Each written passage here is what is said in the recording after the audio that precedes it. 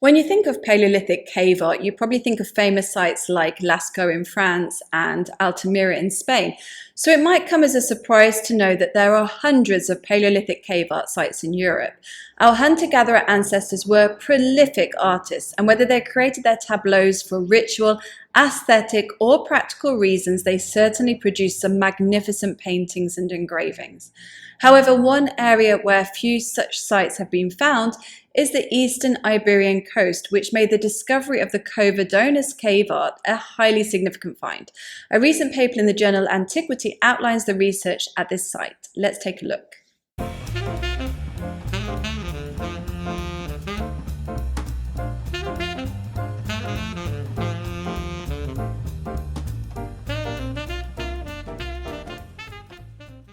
"70% of Paleolithic cave art sites are in the Franco-Cantabrian region, with a scanty distribution in other areas, such as southern Spain and Italy. Only 9 such sites have been determined as Paleolithic along the eastern Iberian coast.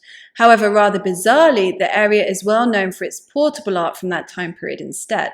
In 2021, archaeologists discovered a new site in the region, Cova Dones, or the Dones Cave in English.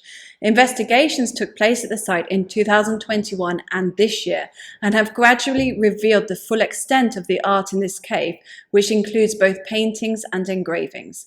These initial surveys have now been published in the journal Antiquity and highlight some interesting aspects of the site, such as the techniques used to create the decorations. This single gallery cave is 500 meters deep and located in Milares, Valencia.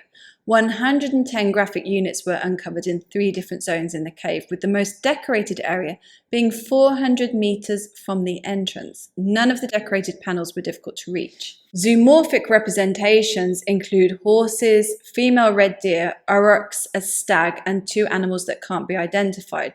There are also geometric designs which include rectangles, meanders, and flutings. Flutings are also known as macaroni and were created by dragging fingers along the surface. The researchers refer to the site as a major Paleolithic sanctuary, which means they don't see it as a domestic shelter, but rather as a place of ritual meaning to the ancestors.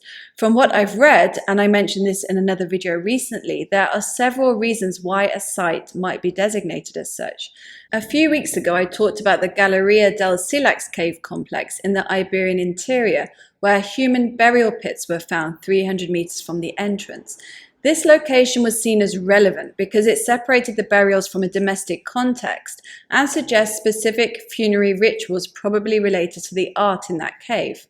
At Cova Dones, since the art is 400 meters away from the entrance, it also suggests a specialized area was demarcated for the paintings and engravings, although it doesn't actually say that in the paper.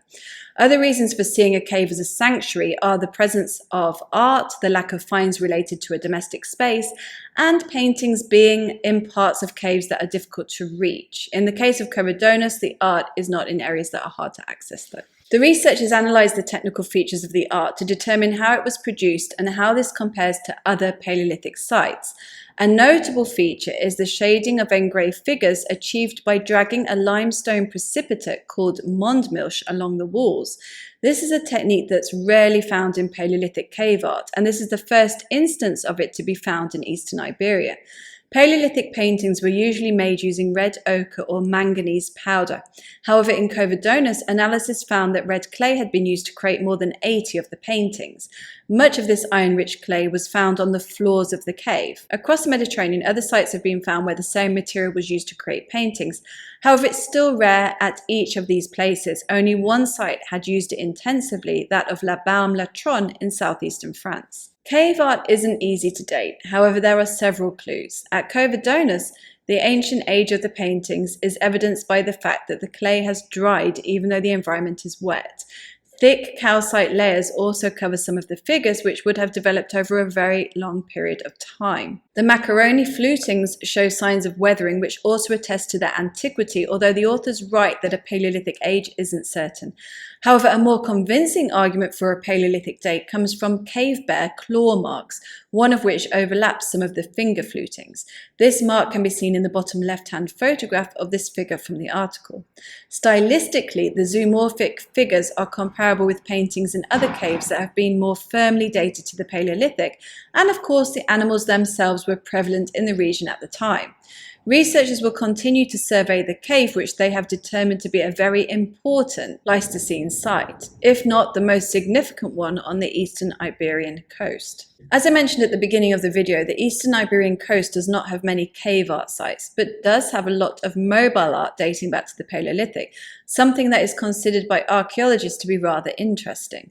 When I was in Valencia last year, I went to the Museum of Prehistory and looked at some of these pieces of movable art. One of the most incredible sites where these plaquettes have been found is the Parpalló Cave. This was one of the first locations to be inhabited by Homo sapiens when they arrived in the Mediterranean. Stratigraphy related to several time periods has been identified at the site. Gravettian, which dates to between 33,000 and 22,000 years ago, Solutrian, which dates to between 22,000 and 17,000 years ago, and Magdalenian, which dates to between 17,000 and 12,000 years ago. In total, more than 5,000 decorated platelets were discovered in the cave, some of which are painted, others engraved, and many a mix of the two. This staggering number represents the largest collection of prehistoric movable art found anywhere in Europe. The majority of the platelets are decorated with geometric designs, others with zoomorphic figures, and 8 with what appear to be human representations. Most of the zoomorphic figures depict deer, horses, goats, and uruks, with a few representations of ram, wild boar, and fish as well. In addition to the art, 59 fragments of a human skull were discovered. Stone and bone tools were also found. Experts think the cave could have been a sanctuary rather than a place of habitation, or alternatively a place where the exchange of objects and knowledge between different groups took place. 5,000 platelets. This makes me think that even hunter-gatherers met up and formed larger groups from time to time. I doubt they were created by a small family group. At a time when survival was paramount, we still have plenty of examples of symbolic and ritual behavior. So people took time out of hunting and gathering, preparing shelters, making tools and clothing, and caring for family to create art. Something that in itself seems a rather superfluous use of time when you would expect other things to have taken priority. But I think the art may have been a way of sharing knowledge on hunting and gathering. Or if it was for symbolic or ritual reasons, then maybe it was an offering to deities to ensure a good hunting season. In that sense, it would have been quite practical as well. Over the years, there's been more and more research into various markings associated with Paleolithic cave art, and it seems now quite possible that language, in a rough way, and astronomical knowledge were encoded in them, and that natural disasters were recorded as well. I did a video at the beginning of this year on how researchers found that non-figurative markings appearing alongside animal paintings seem to form a seasonal calendar.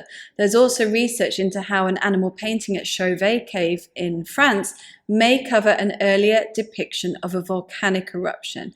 These are just a few examples of how Paleolithic cave art may have had more complex meanings than initially realized. Oral traditions must have been strong, but perhaps cave art and movable plaques and statuettes helped to pass on information to the next generations. I hope you enjoyed this video. Don't forget to hit the like button if you haven't already. Let's continue the live chat in the comments. Thank you to my patrons and channel members for your support, your informative comment threads, and your hilarious banter, as British say. I'll see you next time.